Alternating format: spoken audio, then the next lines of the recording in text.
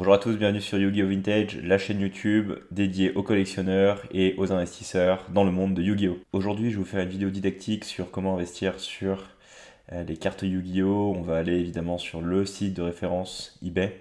Je vais vous montrer un petit peu comment est-ce qu'on va chercher des opportunités d'investissement sur eBay. Comment vérifier que effectivement ce sont de belles opportunités, quelles sont les choses à regarder, les techniques, de manière à ce que si vous souhaitez vous lancer dans l'investissement dans les cartes Yu-Gi-Oh! Ou que vous êtes déjà un investisseur débutant et que vous souhaitez un petit peu professionnaliser la chose, je vous montre un petit peu les bonnes techniques pour chasser les bonnes opportes sur eBay et être sûr du coup de faire des bonnes affaires. Donc on va se balader un petit peu, je vais vous montrer un petit peu comment est-ce que je m'y prends. Alors avant toute chose déjà, ce que j'expliquais déjà dans d'autres vidéos, c'est que investir dans les cartes Yu-Gi-Oh! C'est avant tout investir dans les cartes ou des boosters que l'on aime. C'est super important parce qu'encore une fois, c'est un marché qui est extrêmement volatile. Il y a beaucoup de hauts, de bas. C'est très difficile quand même d'arriver à prédire la valeur des cartes. Et donc, au moins, si vous vous plantez et que vous avez investi une certaine somme d'argent, si jamais vous êtes trompé, ben, au moins vous avez la chance de posséder un item qui vous plaît. Voilà, c'est la première chose. Ensuite, évidemment, je vais vous montrer un petit peu comment est-ce qu'on cherche sur eBay. On va faire du très classique. Je vais vous montrer vraiment les techniques de base pour être sûr de ne pas vous planter. Donc, quelles sont les choses évidemment à regarder? On fait toujours de l'investissement dans les versions américaines. Première édition des cartes de préférence gradées, et si elles le sont, PSA 9 ou 10 exclusivement. Voilà, si on fait ça, déjà, on est quasiment sûr de ne pas se planter. C'est pas là où on va trouver les meilleurs deals, évidemment, parce qu'il y a beaucoup d'autres investisseurs à travers la planète et ils ont à peu près ces techniques-là. Mais ça permettra d'avoir quand même des investissements plutôt sécures, où on a quand même peu de chances de se planter. Surtout est ce que je vais vous montrer. Après, évidemment, les meilleurs opports ne sont pas souvent sur du PSA 9 ou 10, pas forcément sur des cartes gradées. Il faut être un petit peu plus méticuleux, mais on va faire simple dans cette vidéo pour que vous compreniez bien le process. Donc, on va sur eBay, classique. Déjà, ce qu'il faut, c'est taper les bonnes requêtes. Donc, je vous ai mis une requête d'exemple ici, pour pas perdre de temps à la taper. En fait, vous mettez le nom de l'extension sur laquelle vous souhaitez juste aller chercher des opports. Encore une fois, on va toujours taper au début dans les premières extensions, que ce soit le Big 3, donc Pharaon, Servant, Metal Raiders, la légende du dragon blanc aux yeux bleus, Magic Ruler également. Vous mettez le nom de l'extension, vous mettez toujours PSA 9 ou PSA 10 pour être sûr d'avoir que des cartes qui sont gradées et en bon état. Première édition toujours. Et ensuite, vous pouvez mettre des moins pour exclure potentiel voilà, cartes d'une langue qui n'est pas intéressante. Encore une fois, on cherche que du US parce que c'est le plus demandé. On peut s'amuser à investir dans des cartes françaises, des cartes portugaises, etc. Mais disons que c'est plus le loto. Il y aura surtout beaucoup moins de liquidité sur les cartes en question parce qu'il y a beaucoup moins d'investisseurs dans les pays européens qu'aux États-Unis. Et donc évidemment, si on se plante, on aura d'autant plus de mal à au moins arriver à revendre la carte.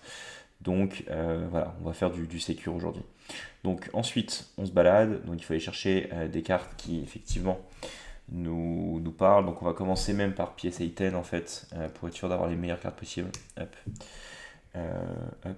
Sachant qu'il y a vraiment un gros décalage entre PSA 1 à 8 et PSA 9, 10, et encore entre 9 et 10, il y a déjà un gros écart.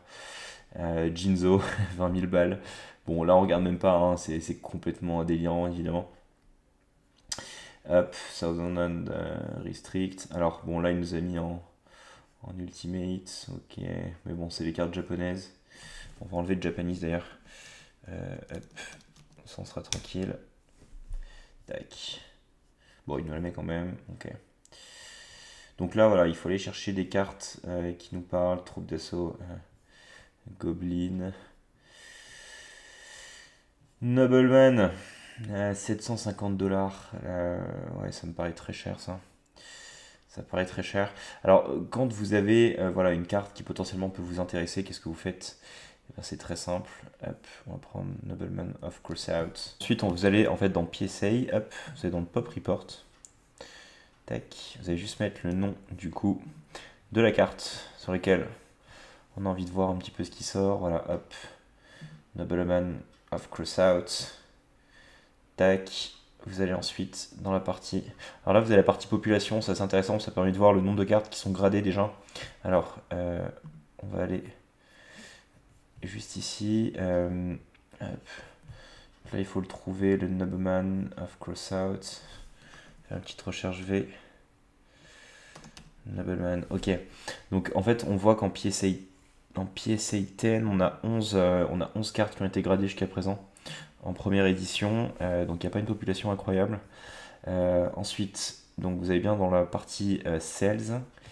Et oui, on accepte tout. Tac. Et on va venir voir quel était le dernier prix en PSA 10. Donc on voit que ça a été vendu en février à 390 $, 400 $. Tac. C'est là où on voit l'inflation incroyable parce que il y a 2 ans cette carte valait en PSA 10 50 $. Et aujourd'hui elle en vaut 400. Et là ils nous la vendent 750 $. Donc clairement c'est n'importe quoi. On passe. Hop. Et ben voilà, PSV, il n'y a pas grand chose. Alors on va passer en PSA 9. On va voir un petit peu ce qui nous sort. Alors le pêcheur légendaire. Ce qui est intéressant, c'est quand il y a beaucoup de Watchers. Bon, on sait que c'est une carte en fait qui attire l'attention. Par contre, ça veut aussi dire que souvent elle est trop chère. Donc on va vérifier par nous-mêmes. Mais le pêcheur légendaire, clairement, à 1000 $ en PSA 9, ça veut dire que le PSA 10 il serait probablement 3 fois plus cher. Donc à 3000 $. Je pense que c'est complètement irréaliste, mais c'est juste pour vous montrer le process. Hop, phare servant. Je vous montre tout le process. Tac. Allez, on va dans les sales. Pareil, Fisherman. Hop. Asian English, on évite. Asian English, ça n'a aucune valeur quasiment sur le marché. Vous ne faites pas avoir. Je vous montrerai juste après, effectivement, comment est-ce qu'on se fait pas sur les Asian English. Ok, on voit qu'il n'y en a pas eu beaucoup en PSA 9. Il y a 1 an, ça a été vendu 132 $. Il n'y a pas eu de vente, du 10. Donc en fait, voilà, ça fait longtemps qu'il n'y a pas eu de sales sur eBay en fait du pêcheur légendaire. 1000 $. Donc là, en fait, il y a beaucoup de watchers parce que je pense que justement, ils veulent savoir en PSA 9 jusqu'à où en fait les personnes sont prêtes aujourd'hui à monter pour le pêcheur légendaire. Bon, après, là on en a une en première édition à 250 $. C'est intéressant. Elle n'est pas gradée celle-ci, mais typiquement quand vous voyez que les PSA 9, elles sont 135 $, il y a 7-8 mois. Donc, est-ce que celle-ci, elle est gradable? Non, ben voilà. Là, on voit que le coin est catastrophique. Elle sera jamais au minimum PSA 9. C'est pour ça que d'ailleurs qu'elle est si basse. Hop, donc bah on laisse tomber. Ok, bah il est beaucoup trop cher ce pêcheur légendaire. Par contre, pareil pour vous former en fait et arriver un petit peu à connaître la cote. Ce que je vous conseille comme ça, quand il y a des cartes qui n'ont pas été mises en vente depuis longtemps, vous la mettez en watchlist. Tac. Comme ça, vous aurez une petite notif si jamais il y a de l'activité. Hop, allez, on repart à la chasse. Buster Blader. Ah, ça c'est une super carte de l'animé. Ça typiquement c'est une carte qui est certain ça va prendre de la valeur. Parce que c'est une carte qui a tellement d'empreintes nostalgiques. Le Buster Bladers, et puis elle a été beaucoup rééditée aussi jusqu'à présent. Enfin c'est une carte qui parle beaucoup. Elle fait partie de la fusion du Dark Paladin, donc c'est clair que c'est une carte qui peut valoir son pesant d'or, en tout cas qui clairement va monter en prix. Encore une fois, après, je ne suis pas conseiller en gestion de patrimoine, donc tout ce que je vous raconte, ça n'engage que moi. Mais on va regarder ça. Tac, tac, tac. Phare en servant. Tac. En population. Tac.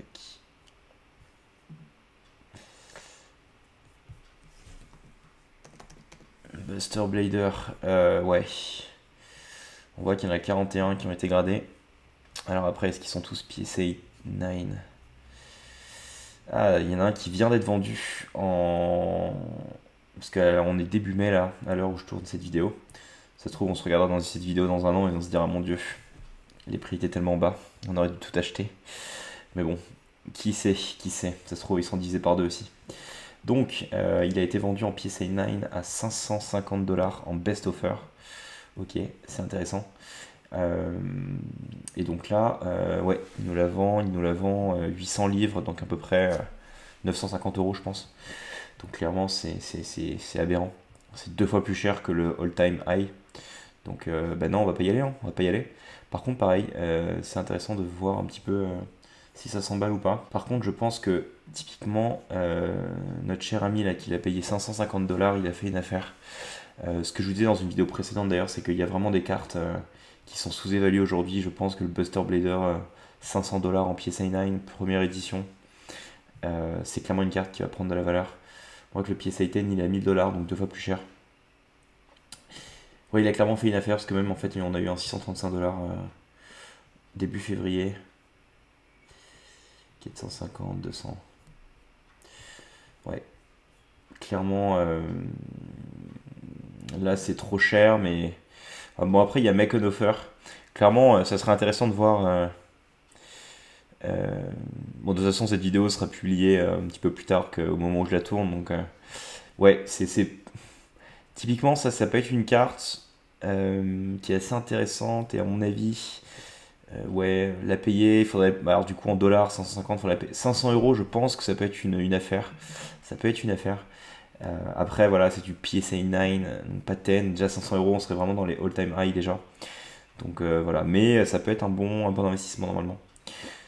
Thousand A's Restrict, bien sûr, bien sûr, bien sûr. Après PSA 9, fait mal au cœur celle-là parce qu'il fut un temps je l'avais et je l'avais revendu pour 50 €. Elle était en first. Mais bon, c'était il y a une bonne dizaine d'années. Qui aurait pu penser que ça allait prendre une telle envergure.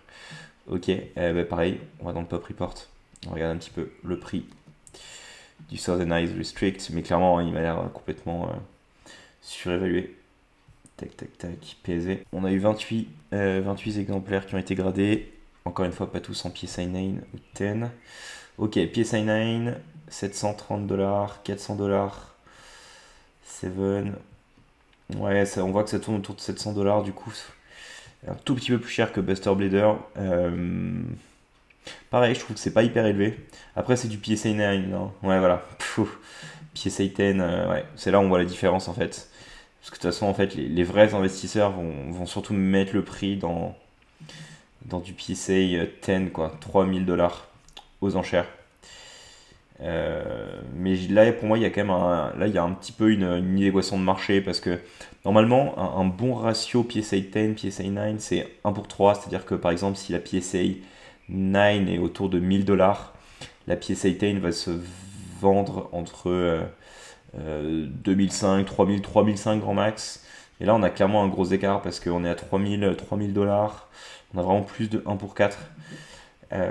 Donc ouais, pour moi là il y a un petit décalage de marché. Après bon, notre ami nous met 1600 $, donc il a pas compris, je pense, comment est-ce que les investisseurs se renseignaient, mais bon, peut-être, qui sait, peut-être des personnes qui vont craquer. Bref, c'est trop cher, beaucoup trop cher. Bon, Jinzo, pareil, il y a beaucoup trop de watchers pour que ça passe. Alors voilà le Buster Blader, 1000 $. Ok. Bon, il y avait peu de PSA 10, donc bon, après, je pense que c'est pas là où on aura les meilleures affaires. De son PSV, c'est beaucoup regardé. Ce que je disais aussi, c'est que je pense qu'il y a des très bonnes affaires encore sur les extensions de la deuxième vague. Donc, par exemple, Dark Crisis, Magicien Force, ça a tellement été peu édité que c'est déjà blindé, entre guillemets. Mais sur même Labyrinthe of Nightmare, regardez sur Lone ce qui se passe en ce moment sur les PSA 10. Par contre, plus vous, évidemment, vous reculez, entre guillemets, enfin, vous vous éloignez des premières extensions, plus il faut aller taper du PSA 10, parce que pour le coup, la croissance des prix sera beaucoup plus lente. Kiko, PSA 10. 500 $, voilà, c'est clairement trop cher pour une super. Torrential Tribute en PSA 10. Ça paraît bien cher, mais à mon avis, il n'y en a pas eu beaucoup qui ont été mis en vente. Parce que cette carte-là, elle a tellement été jouée en tournoi que des PSA 10, Torrential Tribute, il ne doit vraiment pas y en avoir beaucoup. À mon avis, on va pas avoir beaucoup de data sur celle-là. Est-ce que ça peut être une bonne affaire ou pas? On va voir ça tout de suite. Par contre, clairement, ça c'est une des cartes qui peut être bien cool à avoir en tant que collectionneur. Elle a tellement d'empreintes d'un point de vue de tournoi. Après, elle n'est pas forcément très nostalgique. dans le sens où les enfants que nous étions il y a 20 ans n'avaient pas forcément en tête Torrential Tribute. On n'a pas forcément fait des tournois. Par contre, pour tous les genres de tournois, tout le monde connaît Torrential Tribute. C'est une certitude. Donc c'est une bonne carte en termes d'investissement niveau tournoi. 500 $, fin 2020. 700... Et là, ça a été vendu 775 $. Ça se tente, honnêtement, je pense que, ouais, c'est déjà, il faut le regarder en watchlist. Après, ça dépend aussi de quelle est votre profondeur de portefeuille et quelle est un peu votre stratégie, mais là, pour le coup, ce que je dis, de toute façon, il y a vraiment des opports vraiment sur ces extensions de seconde zone. Torrential Tribute, PSA 10. Il faut voir aussi la croissance des prix, c'est ça qui est intéressant. Voir si elle a décollé ou pas. Là, on a eu un PSA 9, 61 $. Et il y a un an, elle était à 349. Ça veut dire qu'elle aurait doublé en un an. Ah, même pas, là, il y a 199 $. Je pense que c'est quand même un peu cher. Mais bon, elle a été vendue à 775 $. 500 $, ouais. Ouais, je pense que là, pour le coup, il avait un petit peu loin. 500 $, ouais, ça, je pense que c'est clairement un bon deal, vu les prix aujourd'hui. Ah, c'est intéressant. Je pense que si vous l'achetez à ce prix-là, il faudra vous attendre quelques mois, peut-être une année entière pour la voir vraiment arriver à ce prix-là et être sûr que vous récupérez votre mise. Je pense pas que ça, typiquement, c'est un investissement qui soit trop risqué. C'est un petit peu cher, là, vous l'achetez quand même au-dessus du prix du marché, mais ça peut être une affaire intéressante. Après, c'est pas forcément ce qu'on cherche, hein, on cherche vraiment à faire des bons deals. Là, ça fait quoi? Ça fait peut-être 20 minutes qu'on cherche. Donc, il faut se dire qu'une session un petit peu de recherche d'investissement, ça va vous prendre bien 2 heures. Hein. C'est très long, il faut être méticuleux et il ne faut pas se jeter sur la première carte. Alors, je vais vous montrer aussi juste sur du LOB quelques techniques pour ne pas vous faire avoir. Voilà, le fameux LOB. Donc là, vous pouvez vous dire, waouh, il y a quelqu'un qui la vend 250 000 $ et là, elle est en première édition. Mais c'est l'affaire du siècle à 3 000 $. Et ben non, voilà, Asian English. Donc ça, c'est des cartes pareil qui valent que dalle. En tout cas, qui ont 10 à 20 fois la valeur normale d'une carte en US. Donc surtout ne pas y aller. Voilà, bon, on voit un petit peu les prix d'école sur du LOB. Alors après, il y a les boosters. En fait, je vais juste vous montrer vraiment des erreurs de débutants à ne pas faire. Bon, je pense que vous doutez que les versions coréennes ne sont pas du tout à acheter, mais voilà, ça c'est typiquement des affaires qui sont à mon avis assez sensibles et qui je pense peuvent vous faire perdre beaucoup d'argent. Donc ça c'est une version portugaise, première édition, qui n'a pas du tout la même valeur évidemment qu'une version américaine. Et là il les vend 360 $ en première édition.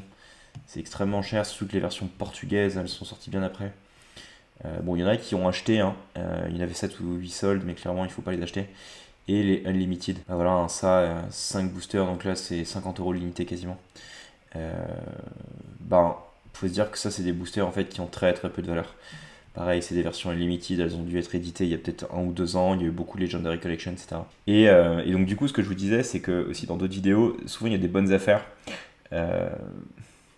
Regardez par exemple, Pharaonic Guardian sur de la booster box. En first, évidemment, en first. N'achetez vraiment pas des packs en limited, sauf vraiment ce que je disais, peut-être les LOB ou les Metal Raiders avec l'ancien logo Konami, qui peuvent pour le coup valoir de l'argent et monter vraiment. Enfin, ils ont déjà beaucoup monté, mais... Hop, 3 000 $. Le problème, c'est qu'à mon avis, il y en a très peu chez PSA, des boîtes en gras, donc on peut faire la technique que je vous ai montrée. Plus difficile de suivre le prix. Pour moi, ça reste vraiment sous-estimé. C'est des super extensions Pharaonic Guardian. One view par heure. On voit qu'il y a de l'emballement. Après, est-ce que c'est surestimé? Est-ce que c'est de la spéculation? Est-ce que ça va retomber? On peut pas savoir, mais je pense typiquement celle-ci, c'est quand même un deal intéressant. C'est clairement un deal intéressant. Voilà, ça c'est... Ça, 12 $, là c'est une anomalie de marché incroyable. Ça veut dire que, si vous faites le ratio, si vous achetez ce booster là à 12 $, sur une boîte de 24 boosters, vous avez environ 300 $. Alors que les boîtes sont à 3000. Bon, c'est que au début de la vente, il y a déjà eu deux bids, on va clairement pas se manifester, mais ça on va regarder, il faut voir. Enfin, typiquement ça c'est un booster, ouais, s'il part à moins de 50 $, c'est une super affaire quoi. Mais comme quoi vraiment sur les boosters de seconde zone, il y a des super offres. Waouh. Ouais, mais là c'est l'édition française en fait, c'est la légende du dragon blanc aux yeux bleus, première édition en édition française. En fait, il y a tellement pas en vente que c'est quasiment impossible de savoir le prix. Est-ce que 18 000 faire 15 000 euros? En fait, ça c'est vraiment impossible de savoir. En fait, en achetant cette boîte, bon, il y a best offer, donc probablement qu'on peut la négocier peut-être à 11 ou 12 000 euros. Si vous achetez cette boîte, vous mettez un prix d'ancrage en fait. Et il y a probablement très peu d'autres personnes qui en ont. Disons que c'est une stratégie très diversifiée, ça peut être une très bonne affaire dans le sens où comme il n'y en a pas, personne ne connaît les prix de ces boîtes en première édition française. Donc c'est trop élevé, c'est pas élevé. En fait, bon, lui il a mis un prix d'ancrage à 18 000 $. Probablement qu'il a aucune idée du prix de sa boîte, ce qui est, en fait, je pense que personne ne connaît le prix de cette boîte en first edition en French. Donc vous mettez un prix d'ancrage en l'achetant, et donc en fait il y a peu de chances qu'elle se casse la gueule derrière parce que c'est votre prix d'ancrage. Donc en fait les gens se baseront sur ce prix d'ancrage là pour mettre en vente les prochaines ou pour racheter la vôtre. Donc ouais, ça c'est plus des stratégies avancées, mais c'est intéressant, on va watch, clairement on va watch. Après, et ce qu'il faut aussi avoir en tête, c'est que votre liquidité, si vous achetez par exemple cette boîte à 15 000 euros là, vous avez vraiment très très peu de liquidité dans le sens où le temps que vous trouviez un autre acheteur qui veut du coup une édition française pour le Canada en première édition et qui est prêt à mettre 15 000 balles, il ne doit pas y avoir grand monde sur la planète. Donc c'est fort probable que ça vous la gardiez très longtemps avant de trouver un acheteur. Après ça peut être clairement une bonne porte. Bon, ça fait déjà 25 minutes de vidéo, je pense que j'ai donné un peu les clés pour déjà commencer à creuser dans le monde de l'investissement. On a vu quelques petites pépites, ces petits boosters Pharaonic Guardian, ça a l'air d'être intéressant. Clairement c'est à regarder. Le Buster Blader, je pense que c'est clairement une anomalie. Torrential Tribute aussi, je pense que c'est des cartes, on va clairement les watch, on va voir un peu ce que ça donne. Et puis, ce sera intéressant de voir s'il y a des personnes qui les achètent, ça me donnera une idée. Mais voilà, comment aller trouver des petites pépites sur eBay et commencer dans le monde de l'investissement des cartes Yu-Gi-Oh! Voilà, si cette vidéo vous a plu, n'hésitez pas à vous abonner, partager, commenter, liker cette dernière, ça participe au bon développement de la chaîne. Et puis, je vous dis à très vite pour une nouvelle vidéo vintage. Ciao!